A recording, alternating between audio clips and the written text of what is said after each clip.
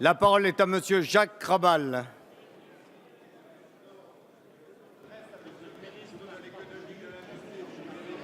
Plus près le micro, voilà.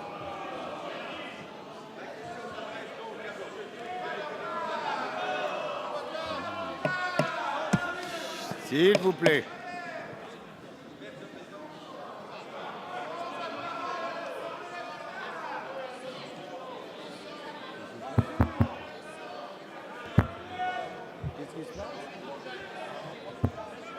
Ah, il faudrait changer de micro. Il semblerait qu'il y ait un petit problème sur celui que vous étiez en train d'utiliser. Voilà.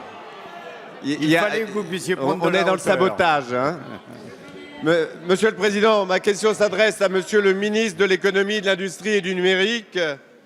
À l'heure où s'ouvre aujourd'hui à Paris le salon InnoRobot, événement robotique international, et si la France, dans ce domaine, tient une place de choix, nous aimerions savoir comment le gouvernement accompagne cette évolution inéluctable. Grâce aux robots, les tâches pénibles ont diminué, les coûts de production ont chuté en quelques années. Pour une voiture, le prix a été divisé par 2, et ce, tout en améliorant sécurité et confort. Et ce n'est pas fini, la robotisation devrait s'accélérer encore. Une étude de l'OCDE estime que 9% des emplois sont automatisables dans l'industrie, mais aussi dans les services.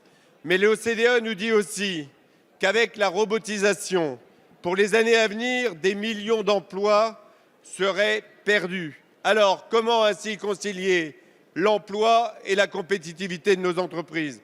Avec le chômage de masse que nous connaissons, c'est une première préoccupation, sans oublier également les conséquences de la robotisation avec la diminution de l'assiette des salaires et donc des recettes sociales en baisse.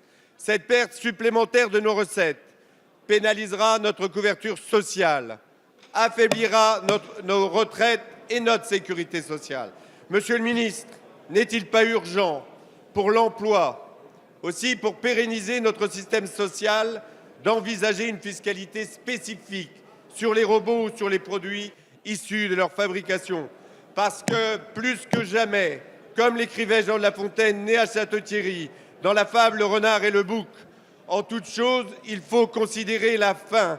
Et pour nous, la finalité, ce doit être l'emploi et notre protection sociale.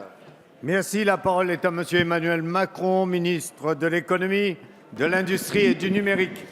Merci, Monsieur le Président, Mesdames, Messieurs les députés. Monsieur le député Jacques Krabal, vous avez raison de souligner l'importance du sujet des robots et plus largement de la transformation de notre économie, de sa modernisation, de sa numérisation. D'abord pour vous dire que dans ce débat, je crois qu'il faut éviter certains raccourcis, et en particulier les erreurs que nous avons pu commettre par le passé. La France, dans les années 90, a nettement moins robotisé son économie que les voisins. Nous avons 5 fois moins robotisé que les Allemands, 2 fois moins que les Italiens du Nord. Avons-nous pour autant préservé l'emploi? Non. Donc le robot n'est pas l'ennemi de l'emploi. Il est un des instruments de cette transformation. Plus largement, Cochet, s'il vous plaît. La numérisation de notre économie et sa transformation imposent en effet une mobilisation collective. D'abord en matière d'investissement. C'est ce que nous faisons pour accompagner cette transformation. Il y a une série de prêts mis en œuvre par la Banque publique d'investissement pour accompagner dans cette transformation nos entreprises. Des fonds ont été libérés, jusqu'à 8 milliards d'euros de prêts par la Banque publique d'investissement, et cela contribue de cette industrie du futur que nous sommes en train aujourd'hui d'accompagner. Ensuite, vous avez raison, cela vient menacer des emplois à compétences moyennes, qui sont le cœur de la classe moyenne de notre économie et qui sont historiquement le socle du financement de notre modèle social. C'est cela notre défi. La réponse, elle est double. D'abord, il faut repenser la base fiscale et sociale. Nous avons commencé à le faire avec des bases comme la CSG, avec d'autres fiscalités environnementales ou sur le capital. Il faut continuer à aller en ce sens. Ensuite, c'est une politique de formation volontariste. Notre défi, c'est que celles et ceux qui, aujourd'hui, sont dans des fonctions productives, parfois pénibles, puissent être accompagnés dans leur formation continue pour justement transformer leur emploi, les qualifier davantage et développer, ce faisant, des emplois beaucoup plus qualifiés dans notre économie. C'est cela le vrai défi, c'est cela la vraie réponse. Merci. La parole est à Monsieur Patrice